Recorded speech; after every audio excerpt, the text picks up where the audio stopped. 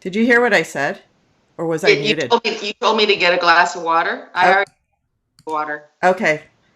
Because see, I'm just learning all the technology. So there's Skype, which is how you and I are talking right now. And then there's this program that feeds it out to the internet. And so I had both of us muted, but I just wasn't sure if I have you. Anyways, so that's interesting. That's good to know.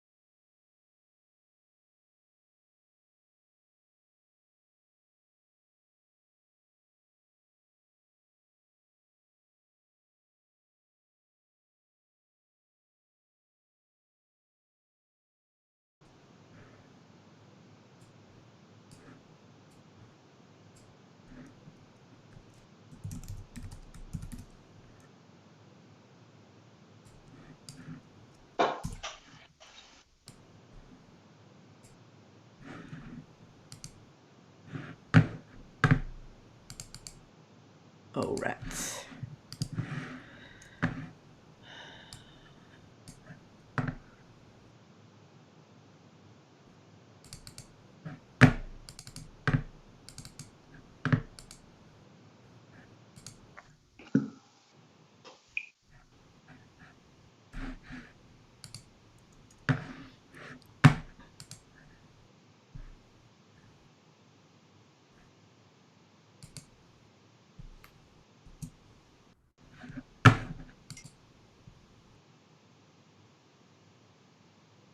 Oh, somebody said that's interesting.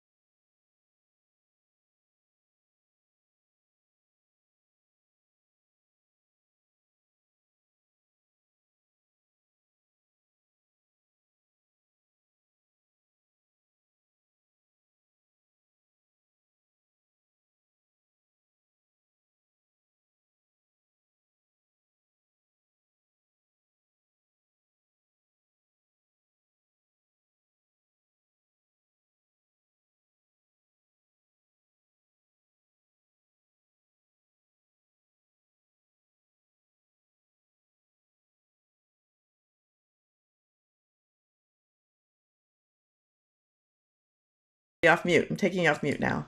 Okay, here we go.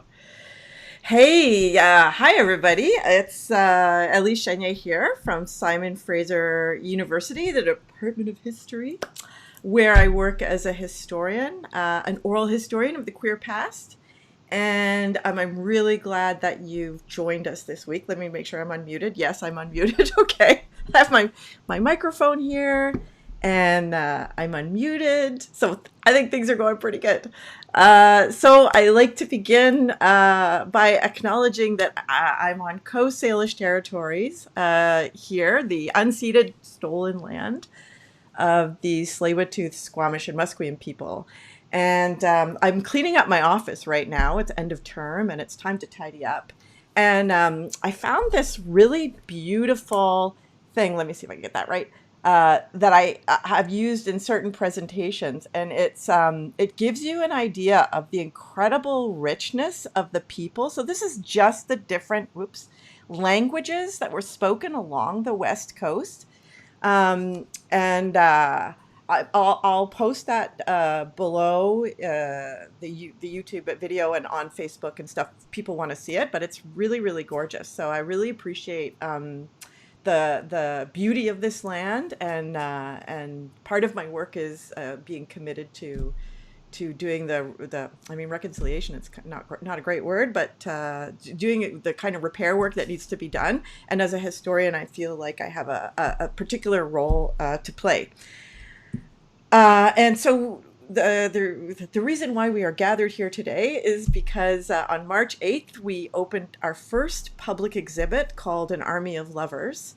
It's very exciting. It's quite beautiful. It's based on work that a lot of my students did, supplemented by Kirsty Goodfellow, a student in the class, and also my own additional interviews that I did. And of course, the opening happened right at the time where things were really taking off in terms of COVID here in British Columbia, and of course across North America. So the exhibit, while it still stands at the Vancouver City Archives, of course, nobody can go and see it. So we thought, since we have the technological capacity, let's bring the exhibit to you.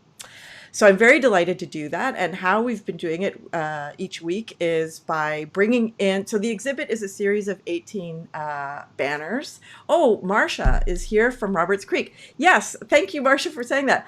I would like folks who are listening in, whether it's on YouTube or Facebook, if you could say hello and tell us where you're tuning in from. It helps me to know who's out there and who's listening in. So thank you, Marcia, and welcome. Oh, it says there's 7 comments. Sorry. Okay, here we go. Hold on. We've got, somebody is here from Kalamazoo, Michigan. Kay Rivers, welcome. Welcome. Margaret Dragoo, welcome to you too. Let's see. Drew, it says Drew-ish from Montreal. Welcome to you as well. And Cynthia, who was our guest last week, she wrote, I love the point in Nancy's pre-interview that what we had been told was so wrong. But yet it felt so right. And thank you so much, Cynthia. Yeah. And Jane Ellison from the sunny West End of Vancouver, is tuning in. And Jane, I know Jane because she teaches these amazing boing boing classes. So free movement dance, which are just absolutely wonderful. And Susan Johnston tuning in from Victoria. So great. Oh, and Cynthia Cole. It lets us know that she's from Spud Palace, which is the name of her home here in Vancouver. So a really warm welcome to everyone. And lastly, I wanted to say that to acknowledge that it is Mother's Day weekend. And I just want to say a couple things about that. So first of all, I want to acknowledge that a lot of us mother in all kinds of different ways. We may not necessarily have birthed a child, but we do all kinds of, like, quote unquote mothering things. And I know for me as a feminist, like there are these tensions in feminism around sort of rejecting motherhood and the way in which it's constraining and constricting on women. But then there's also this other strain of, like, embracing motherhood and valuing it, giving it the value that it deserves. And I'm a Gemini, so I can handle that tension. And Nancy's a Gemini too, so I'll be interested to know what you are? No, you're not a Gemini. Oh, okay. Who was I just talking to that's a Gemini? Anyway, sorry about that. Okay. So yeah, lots of interesting tensions in feminism. Yeah. So okay, let me move along here, and welcome to Judith Quinlan from coming to us from Victoria. Okay, so what do I do next? Here we go. Okay. Now I'm going to show you the web address. So this is the address to the website where you can see all the banners. So it's not quite as amazing as seeing them in person, but it's pretty close. I have good fortune of working with some really wonderful graphic designers. I'll give a shout out to Holographics, that's Tammy Hall, and to Left Right Minds, who does web development for me. They're just fantastic. So that's the web address. Let's see, what do I have with banner? What is that? I make all these little, it's the same. Oh, here we go. So this is Nancy's banner. And Nancy, why don't I bring you in? I'll bring you in now. So just so you know, Nancy, folks can see you now. So we're screening you now. Yeah, hi, hi to you. Okay, let me put myself in, and I wonder how I can. Sorry, the one thing I haven't quite figured out about this. There we go. Okay, I've got you on the right side of the screen. Is how to get the screen divide to work the way I want. Anyway, so. On one side, they see you. On the other side, they see your banner. And so each banner tells a little bit about the person. And we have some photos from their past. And then it has a link to the oral history interview that was done with them. And maybe I'll just add here, for those of you who don't know, the Allot Archives is my own project of archiving oral testimonies. So it's mostly oral history. I'm an oral historian, so that's where the idea came from. But people have donated to us radio shows. Like there was a very long-running lesbian radio on Co-op Radio here. So we have some of those in there. So I just decided to open it up to any type of audio record that might be out there. And the reason why I did that was, there was this whole period in the 80s of 90s of like recovering the past through oral testimony. Oh, sorry, everybody's seeing the banner and not me, and I'm the one talking. Sorry about that. I'll just close that there. And that all these interviews that people had done and so much work to create were just sort of sitting in attics and basements and on shelves, and including my own. So once I got a job here at Simon Fraser University, we had a lab where you could digitize old cassettes. So I just decided, well, that would be a really good thing to do for the community. And so the archives was born. All right, so that's everything you need to know about how we get to this particular historical moment. So welcome, Nancy. Hi, Elise. Hi, everyone. I'm really delighted to have you here. And what I've been doing every week is talking to people about their opening quote. The quote that we use at the top of the banner, and sort of starting from that point. And now I've gone and closed it, so I can't actually see it. But it said something along the lines of not having the language to articulate who you were. So why don't we start by, could you tell us when and where you were born, and a little bit about the circumstances of growing up and then coming into that period of discovery in your own life? Sure. I'll knock off the demographics. I was born in 1953 in Kingston, Ontario. My dad was an army guy, and he was going to army school. So I spent the earliest months of my life in Kingston, then moved to Camp Petawawa. I basically grew up in Ontario. But I have to say, my little magpie mind was latched onto two things that you said in your intro. One was about Co-op Radio and the lesbian show. And I'm just going to throw this out. One of the first things I did after I moved to Vancouver in 1978, I'm the age of 24, 25. Within the next year, I had gotten myself onto the lesbian show at Co-op Radio and read the Scum Manifesto, Valerie Solanas' Scum Manifesto, which was a book that had always fascinated me and terrified me. She had an attitude, but she was also very eloquent, and she was naming things that needed to be named. So somewhere in Co-op Radio's records is my weedy little voice reading the Scum Manifesto. And the other thing that my magpie mind took me to when you talked about it being Mother's Day is remembering a very hilarious memory I have with my mother. So this is when I'm in my mid-20s. I came out to my mother under duress when I was 15. So this is maybe 10 years later. Things have settled down. My mother was actually very good to me about it. And we've gone out to lunch. I'm visiting her, and we've gone out to lunch together. And the topic of my homosexuality comes up, and it's very ginger, and it's not completely comfortable. But I have been curious about a great aunt in my family, my grandfather's sister Jean, who never married, who was an artist, who I met a handful of times. So I thought, well, I'm going to ask Mom. So I said, Mom, do you think Aunt Jean might have been a lesbian? And my mom said, well, I'm not sure about Aunt Jean, but I'm pretty sure Aunt Mary was. So from another side of the family. So mothers, yeah. But what was your original question after? Well, tell me about your mom and your Oh, relationship with your mom. Why not? oh well, my mom is still in the land of the living. My mom is 92 years old, living in a seniors residence in Ontario.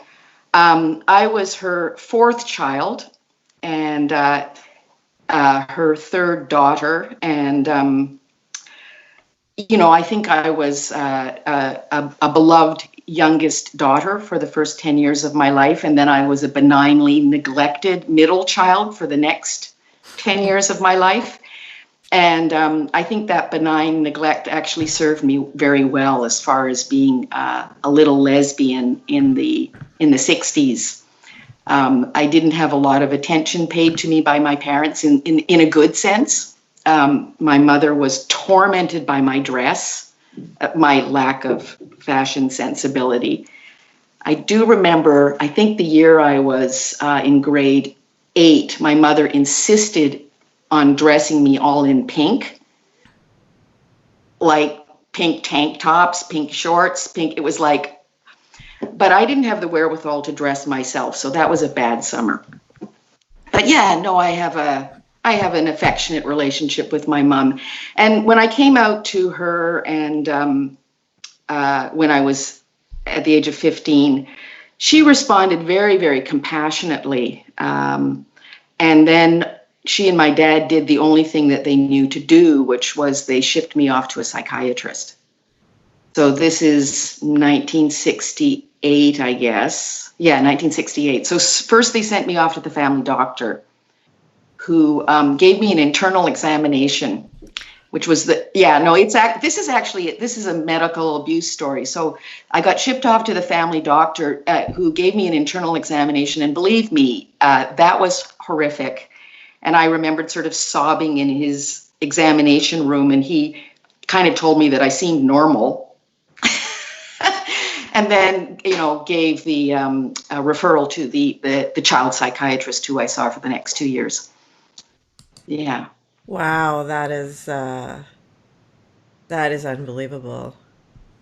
And, many years later, my mom, and then, this is interesting how this works out. My mother was an Anglican, and she was affiliated with a parish that was a progressive parish. And it was actually the church in Ottawa that was in the center city and was the home to the queer community. So my mother kind of had her consciousness raised about gayness by her church affiliation, and many years later apologized to me for having sent me off to this psychiatrist. And I was really able to say to her, Mom, that was what you were told to do. I mean, that was the response that parents were given by the authorities. Well, that's a mental illness. Ship her off. Hmm. So, yeah. What was that? What was the therapy like? Is that okay to talk about? Oh, sure, it's totally okay. I got off really light. Yeah. I got off light with my parents. I got off light with my shrink. So my shrink, I really mean this. I'm pretty sure she suffered from a thyroid condition. She hinted at it at some point, and she slept through. My memory is of her kind of dozing on the chair, and I'm kind of sitting there in a state of like, I'm not going to bring up this unmentionable subject. I really was not going to be bringing. I didn't. I mean, I knew I had a problem, but of course, the problem wasn't that I was gay. I mean, I just knew there was a problem in this situation, but the problem was homophobia. And I wasn't going to bring up my problem. So I saw her for two years, and we never once talked about homosexuality. Oh. Yeah, not. She once asked me why I was afraid of men, and I was pissed off at that question because I didn't think I was afraid of men. Mm. So that was an offensive question. And she once asked me if my father, oh yeah, I'm remembering this. She once asked me if my father had ever complimented me on being a pretty little girl. And I had a really nice relationship with my dad. I was actually my dad's son. I was the closest thing. My dad had 5 daughters, and I was the closest thing to a son that he had. We were very close. So that also seemed like stupid questions. So, I mean, I reflect back on it and think no harm was done to me by my experience with psychiatry, but no good was done either. Well, I'm really glad no harm was done. Not everybody got off so easy. Oh, well, actually, the second year that I was going to the shrink, and that is so true what you just said, I had conceived a love interest in a girl my age. Well, she was a year older than me, so she was 17 or 18. And it was very convenient that she happened to live in the neighborhood that my psychiatrist lived in. So I would go to my shrink's appointment, and then I would go over to my friend's house and just sort of like sit at her feet and adore her. And I remembered thinking, some part of me thought, this is kind of weird, but mainly I thought this is really convenient. They live in the same neighborhood. At that time, I was living out in the country. My family was living out in the country, and there was no public transit. So it was really convenient to have the shrink and the wannabe girlfriend in the same neighborhood. You know, if I can just throw in, my PhD thesis was on the whole post-war idea of sexual deviation. And so I wanted to look at how it is that what was this concept of sexual deviation, and how is it that homosexuals, I was genuinely interested to know how homosexuality became collapsed with pedophilia, and then the convergence of mental health ideas and the law. And I always like to point out when I'm particularly talking to women is that although I had done my master's thesis on lesbian bar culture, and I had wanted to do lesbians for my PhD, I was a single mom at the time, and I was worried that I wouldn't be able to do enough interviews to complete my PhD in a timely manner. And I also believed that a PhD on lesbian history would not get me a job. And I was probably, so I did a topic that was mostly about men.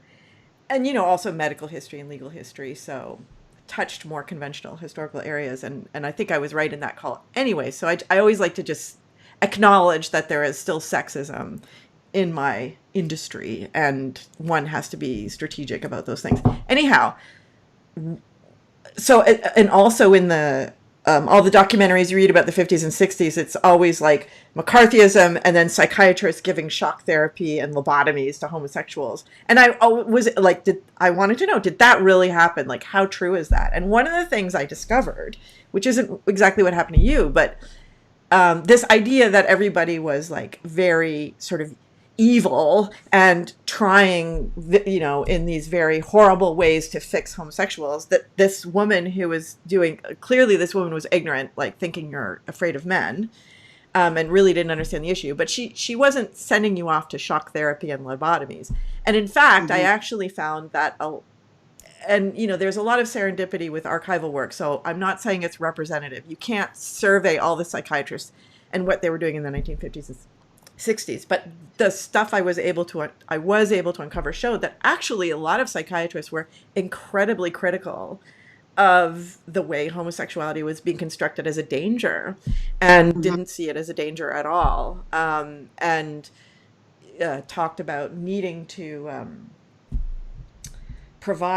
help homosexuals adjust basically to homophobia. That's not the word they used at the time, but help them adjust to the climate. And the ambiguity in that is, did they mean to not have sex? Like sometimes that meant learning how to suppress your sexual desire, but sometimes it meant learning how to conduct yourself in a safe way, so not going to bars where you might get arrested and stuff like that. So I just wanted to give a little what I know about the broader historical context of what psychiatrists were doing at that time. And Amanda Latour, also a historian studying the same area, and she's studying youth and teenage experience, and she writes. And I'm sharing this with folks there. And Nancy, I know you can't see it, but she just writes yes. So I'm assuming that came up so I'm assuming, Amanda, you're finding that in your own research too. So it's kind of interesting. So I'm glad that that was your experience. Anyway, sorry about that little. I want to say something more about that. Go ahead. So I think I was probably fortunate that I was having my psychiatric experience while I was still living at home. I was not an independent young person who was going to be running off the rail and being deviant in public, because I was, and I had, a number of years later, I'm living in Toronto, and I make my way to that famous first lesbian conference that happens in Toronto. I'm not sure what year that was, but, I trundle myself. My ear is, I'm still the only lesbian that I've ever known, but I have my ear to the ground, and I'm aware that there's this conference going on, and off I go to it. And it was one of those weekends that lasted about 5 years. I mean, I have so many memories from that conference. But one of them is going out to dinner with a group of women who I didn't know. We all sort of met each other at a picnic that happened on Toronto Island associated with this lesbian conference. And it's a summertime. The five of us go out to dinner. And of the five of us, three of us have actually been psychiatrized around being lesbians. And two of the women had been institutionalized. They were older than me. They were probably in their late 20s, early 30s. And I can just remember us being at that dinner, and there was just a kind of a collective chest tightening, I guess you could say, about how wrenching and evil all of that really was. And I remember thinking, boy, did I ever get off light. Yeah. And, we both know Persimmon Blackridge, who writes and talks and produces beautiful art around madness, and who's also queer. And, one of the first oral histories that I read, that I worked with, sorry, I need to put myself up here. Was done by a group in Toronto called Lesbians Making History, and she wrote. It was so interesting. So her mother had her institutionalized, which it was common, right? I don't want to suggest it wasn't, that it was rare. I don't want to give that impression. Anyhow, but the wonderful thing about it was that the story she tells is that while she was institutionalized, she realized she was normal because she meets other lesbians, so and they all tell her, oh, well, when you get out, this is where you need to go. This is the bars. This is the neighborhood to hang out in. This is the early 70s, I think. And so it was funny that, she gets put in a psych ward to learn that she's normal, right? It was kind of a good, so that was her way of relating to that experience. But the fact that there were, so it was a bit of, it was both, right? It was, and how shitty is that, right? That it just depends on the luck of the draw. The last thing I'll say about it is the other piece I'll never forget reading was by a guy named, I think it might have been that Michael Reardon, but I'm not sure. Anyways, he published a piece in the Body Politic, and he talked about, and maybe this is a good segue actually to bring us back to you. I want to hear so much more from, and I'll stop talking history, but he wrote a great piece in the Body Politic, which was a really important gay liberation magazine newspaper, in that came out of Toronto. And he talked about how by day he was going to see a psychiatrist to help him sort of cure his gayness, and by night he was going to gay dances. And the psychiatrist was helping him, trying to help him, because of course there was and is no cure for being gay. But anyways, so the psychiatrist accepted the premise, right, that gayness could be cured, and was trying to help him. And then until one night at the dance, he sees his psychiatrist, and that's it, right? Then he gives up on treatment, and I'll never forget that story. So, but I think it's another piece that sort of paints a good picture of that era, right? That everybody, even the psychiatrists, are kind of caught up in this system. Yeah, it's just, anyways. Okay, so back to you. So this is going on, but you're describing that. Yeah, Cynthia says, read Still Sane by Sheila Gohilly and Persimmon Blackridge. And look, there it is, right at your fingertips. Yeah, an extraordinary book. People outside of Canada probably don't know about it. But certainly everyone in BC, all the lesbians in BC do. Maybe not the younger generation, but it's extraordinary. I mean, her work is extraordinary. So yeah, so take us back then, because we talked a little bit about what that time was like, and feelings of desire, and you in our pre-interview you talked about when you meet someone that you have feelings for, that you're attracted to, that you want to be with, that you just kind of go for it. So I don't know, you want to talk a little bit about what that was like as a teenager? Being a teenager is such a weird time. So what was that like for you? Well, yeah, I don't know if I can say much more than I said in the pre-interview, but I am struck by how, despite the sort of shameful, prohibited nature of the desire, there was not going to be any censoring of it in terms of my conduct. And of course, my boat in that regard is being floated by a few different things. I mean, there is a gay liberation movement of sorts happening, rumbling in the background of my late teen years. There's also the hippie movement and the idea of, it's all very cliche, but the idea of free love. So, I'm fortunate enough to be a young, desiring person during a time where desire is being named. Sexuality outside of, I guess it's called marriage, was being normalized, and as was, sex, drugs, and rock and roll. So there's no question that that kind of loosening of things was going on. And, there's also an indelible connection in my mind between being a lesbian and political liberation movements of all sorts. Can't talk about being a lesbian in the 1960s and 1970s without talking about feminism, without talking about anti-war movements, anti-nuke movements, farmers' rights movements, any number of things that were all actually about challenging the straight world. Mm. And I mean the straight world in a way more expansive sense than just the heterosexual world. I mean, that was sort of the least of it. Heterosexuality was clearly like a problem. It was mainly a problem for heterosexuals, so you know what I mean. Yeah. It's kind of like lesbians being accused of man-hating. It's like, no, if you want to find a man-hater, find some heterosexual women. That's where you'll find the real man-haters, because they know what they're talking about.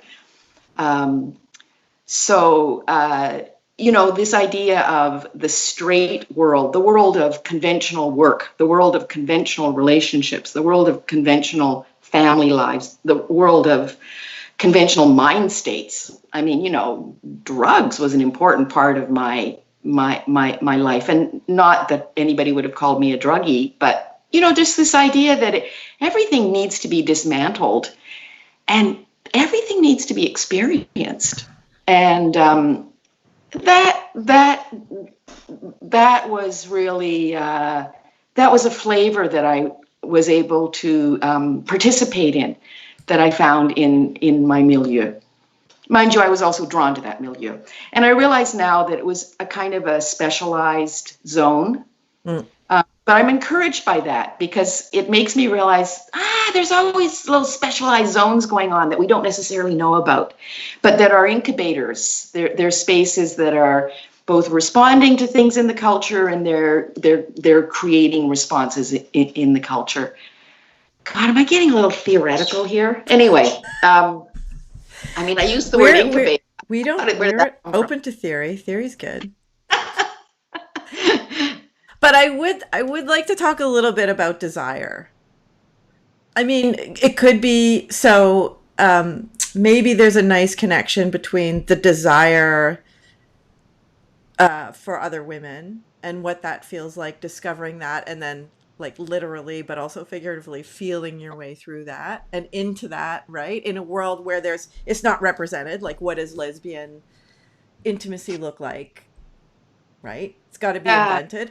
And then maybe how that's related to the desire for a different world, something better. Uh-huh. Can you talk about that? I don't mean to, it's a big one. I'm kind of putting you on the spot there. No, it's desire.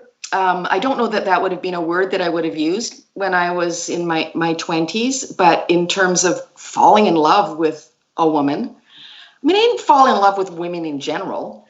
And I actually was never a person who thought lesbians were the best. I thought, lesbians are a mixed bag. I mean, they are. But there would be particular people, women, who I would fall in love with, and that would, and I've come to realize, because this has been categorized, that there's people who have sexual desire for people that they don't like, and then there's people who have no sexual desire for people that they love madly. Well, I think I fall into the category of my desire and my heart are sort of in sync with one another. So desiring somebody was as much to desire their body as it was to desire an intense engagement with their minds, their souls, their spirits, their way of being in the world, their way of seeing the world. And if they paid a little attention to me, that would be nice too. But I actually think that was kind of somewhat not necessarily the point. I was more interested in paying attention to them. So, but yeah, desire is inarticulate, right? I mean, it's of the body, it's of the energies. So, I felt very fortunate to find myself in a community where my desire was sometimes reciprocated, and where people around me modeled really thoughtful ways of being in relationships. Yeah, say a little bit more about that. Well, I arrived in Vancouver in my mid-20s. It's the late 1970s. And I've missed sort of the first iteration of whatever went on around talking about being a lesbian, being a butch or not, about sexual ethics, about non-monogamy. But I sort of arrived at a point where non-monogamy was considered very important, like to be non-possessive, to be sexually adventurous, but not reckless, adventurous, but not harmful to other people. And that you paid a lot of attention to your relationships, but you weren't totally preoccupied with them. What you were preoccupied with was changing the world. That was your preoccupation. But within that, and I think this is a flavor of the Vancouver community, and I know I'm talking about a very small community, we had a lot of fun. I mean, within the first few months of being in Vancouver, I had been taken over to a Gulf island. We had no consciousness at that time that those were Gulf islands that, where Japanese farmers had their land taken away from them, and that Gulf Islands that had been the territory of the Coast Salish peoples. That was not our consciousness, but we were going to build cabins. We were going to drop acid. We were going to have our version of our sexual adventures together that involved a lot of sensuality and a lot of nature. And it was fun. We had a lot of fun. We worked really hard. We had a really good work ethic, but I don't think we felt as burdened by work as I think we do today. Oh God, yes. Yeah. Yeah. That's even painful to think about, the burden of work today. But anyways, so there's the question I want to ask. What was sexually adventurous in the 1970s? Like, I think young people today would have a very maybe different idea of what that means. So in the context you were in, what did that mean? Oh, I don't know if I'm the person to speak to that. Well, to you. I mean, you said it was, that's how you characterized it. Just for you. You're not speaking for the whole culture, just for you. Oh, I'd rather speak for the whole culture. No, just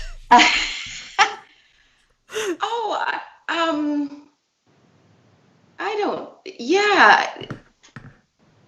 It's funny. I really feel kind of inarticulate about that. So I just sort of think about pleasure and bodies and joy. Yeah,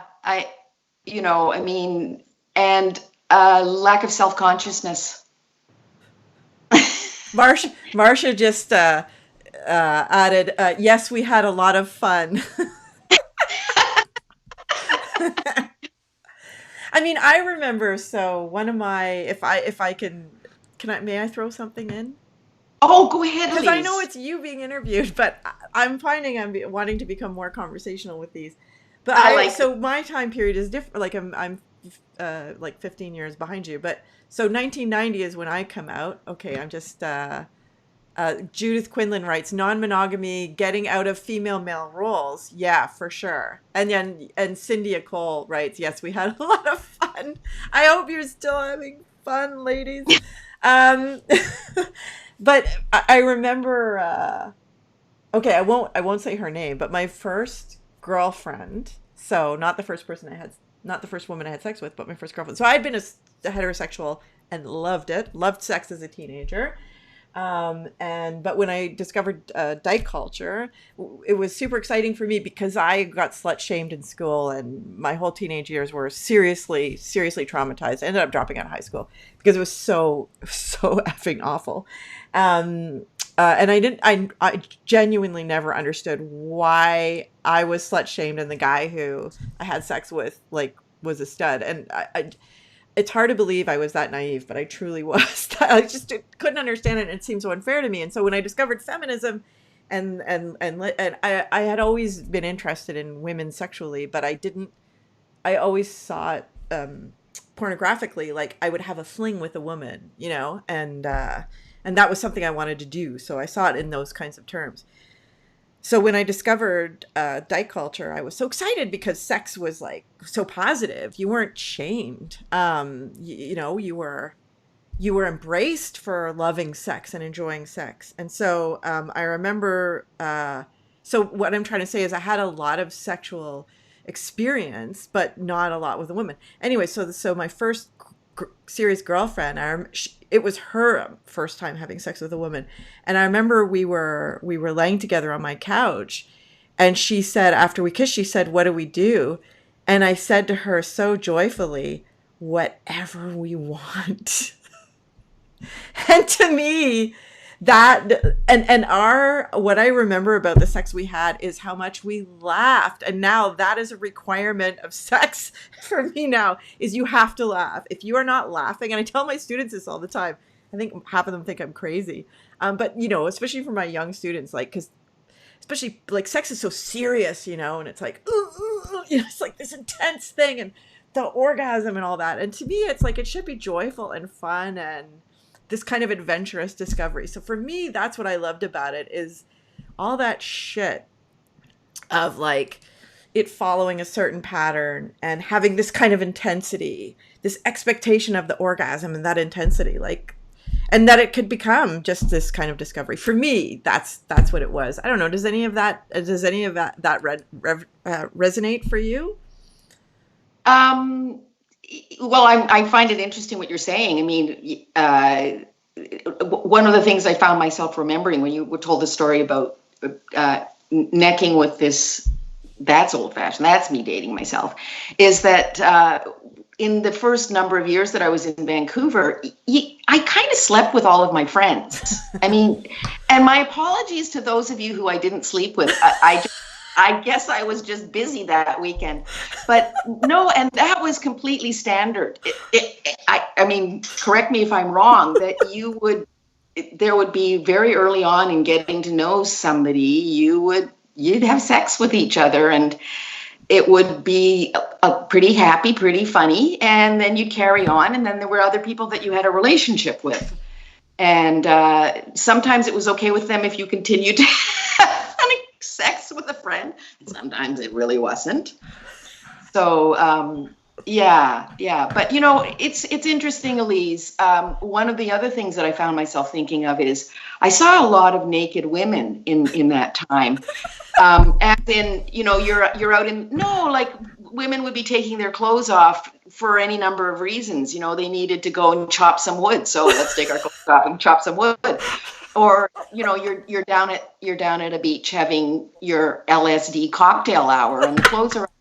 And I just remembered really enjoying seeing naked women, because grown up in a culture where I never saw my mother's naked body.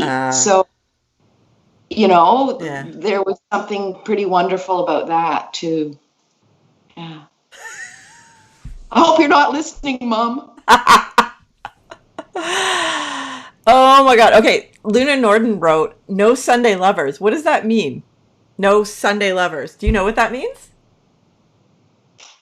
I don't know. Luna, you have to tell us. What does that mean? What's a Sunday lover? You don't know, Nancy? That term? No, it's, yeah, I'm not familiar with it. Like nobody stays over beyond the weekend? I don't know. Oh, Esther writes, "I'm remembering never getting out of bed all day, getting up, going out to get something to eat and coming back home and getting back into bed again. Sex between women was so good, so intense, so free, as we say today, so hot." Yeah, Esther. That's what I'm talking. Oh, here, I'll share that so everybody can see that. That's what I'm talking about. Me, I would also go and get cigarettes. Heavy smoker in those days, as many of us were. Did you smoke? Yeah, sure. Did you? I didn't know you did acid. I mean, I guess, huh? I was never an addicted smoker. I bummed a lot of cigarettes off of people, and then I slept with them. No. Just kidding. Just kidding. Yeah, we all smoked. I remembered when I worked, I worked at Press Gang for numbers. I mean, I was a member of the Press Gang Collective, and we weren't all smokers, but many of us were smokers, and the way we dealt with that is only one person could smoke at any given time during a meeting. You know. Right. Yeah. Yeah. I just want to let you know that Luna says that Sunday lovers is referring to the openness and honesty that Cynthia was referring to.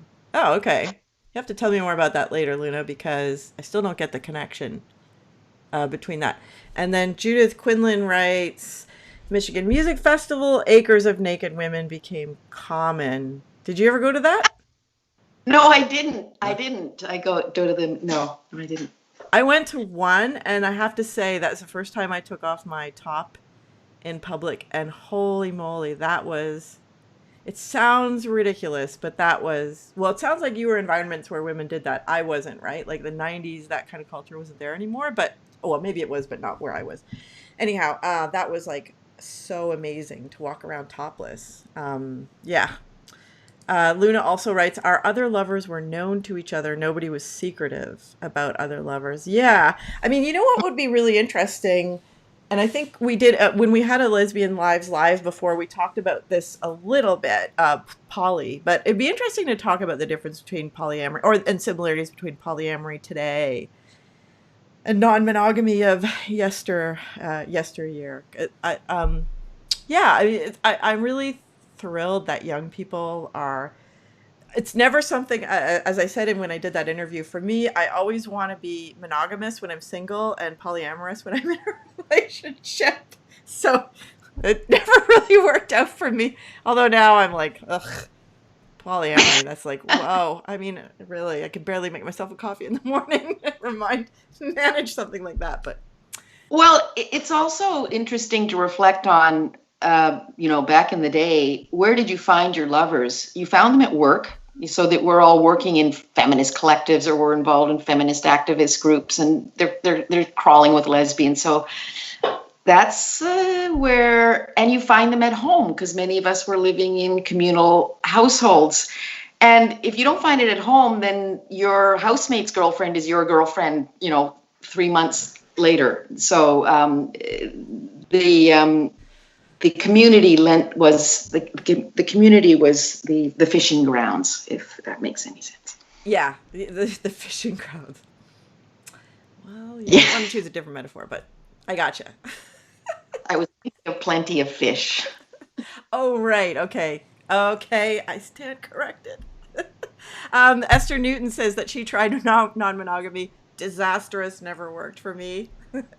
And Luna Norden further clarifies that the Sunday lover was the secret affair, the lover that one might only see discreetly on Sundays. Ah, so now that makes a lot of sense to me. Okay, well, believe it or not, Nancy, it's like 12:45, and we haven't even. I feel like we haven't had even a proper interview yet. I think like you and I could just sit around and talk every weekend and just like laugh our heads off.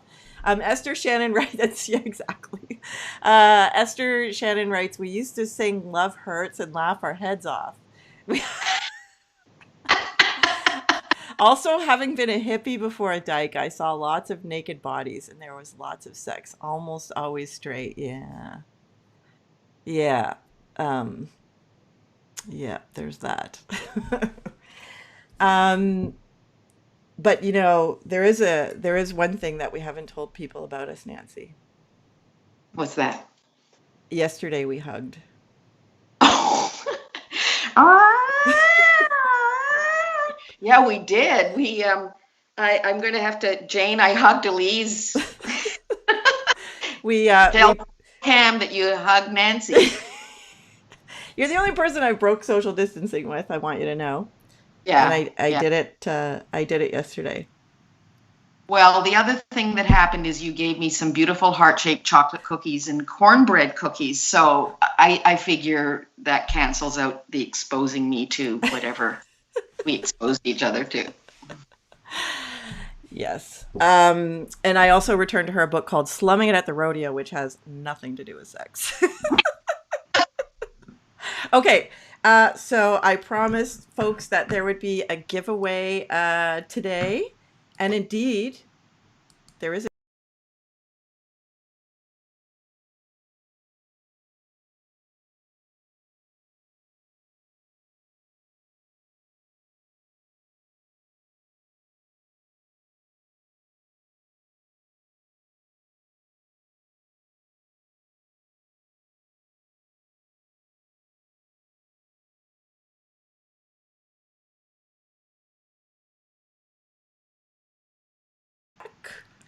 oh, Nancy has stepped away, so I will just put.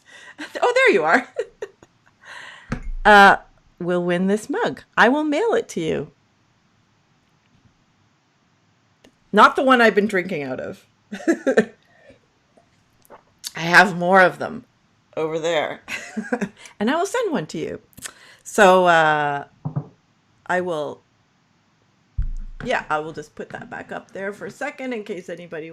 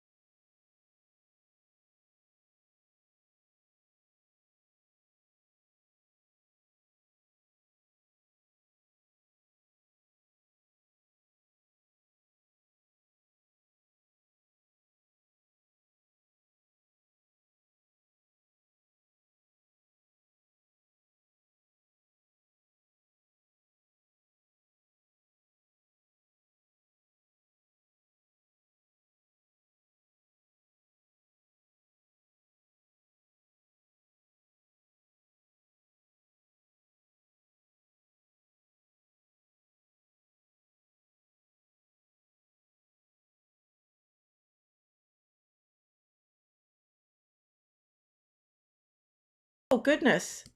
Pardon me. I'm so sorry. Cynthia, thank you for telling me the sound is off. Whew, still learning how all this technology. um, yes, thank you, everybody. I got the sound on. Okay. What I was saying is there any advice, any lessons from the past as an activist for dealing with this moment? And maybe an easy way to answer that is like, do you come to this moment with any tools to help you through this really challenging time?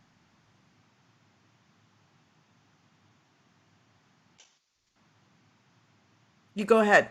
Can you hear me? Oh, Nancy, can you not hear me? I can hear you. Oh, Yeah. okay, good. Did you hear my question? Oh, are you asking me? Yes, I'm sorry. Oh, I I apologize. thought, yeah, no, I think, I what I didn't realize you were asking me. I think probably what I would say is we are lied to about a lot of things. And among other things, we are lied to about how deep a tradition there are of mutual aid in our societies, of people taking really beautiful, good care of each other in organized and informal and informal ways. And, the fact that, we've had a government response to the pandemic that has had its usefulness, but really those deep bones of community connection, of love between people that's not based on kinship necessarily, but is those are showing in our culture right now. People taking care of each other, and people there's a lot of reaching out to strangers that's going on. So I mean, I think that it's a little like Naomi Klein's idea of disaster capitalism. Disaster capitalism first has to run roughshod over the strong traditions people have of taking care of their own community. So I think we do well to remember that that architecture, that deep caring, those deep caring systems that exist in our society that have nothing to do with the official institutions are actually showing their strength right now. Mm, thank you. That's really that's a great place to end things and a great thought to leave us all with. I really am so grateful to you, Nancy, for coming on. I always love talking to you. And I'm really glad for everybody out there who joined us. Our community is growing every week. And I'm so thrilled and happy to be able to do this because I just get to sit around and talk about stuff I really like talking about, and that you join in on this conversation with us is just marvelous. It's just really wonderful. So please, as I say often every week, we're really hoping to bring the beauty and wonder that is community, lesbian, queer, women's community of the 70s and 80s. And it's not over, right? I mean, people like Nancy, and I feel like I'm a beneficiary of that. I don't mean to put it in the past, but that young people have the opportunity to connect with this incredibly rich and super interesting history. So if you can, please share this with young people that you know, and invite them to tune in and maybe have a watch party. And in fact, maybe I'll make that the giveaway contest for next week. If you bring a young person, and I'll define young person as under 30. If you bring a young person to come, then and everybody who does, I will send you a mug next week. So that's your contest for next week. I hope some of you have entered this week for a mug. We'll be happy to serve you up your morning whatever beverage, whatever it is you have. And so I will say one last thank you to you, Nancy. Thank you to you, Elise, for doing this for all of us. Yeah, it's Yeah. great. It's so wonderful to be part of community, right? Like, it's amazing. And thank you, everybody. And we will, I hope, see you next week. I hope you have a marvelous week, and I hope you all find some way to celebrate tomorrow, whatever kind of mothering experience matters to all of you. Okay, see you, everybody. Bye-bye, everybody.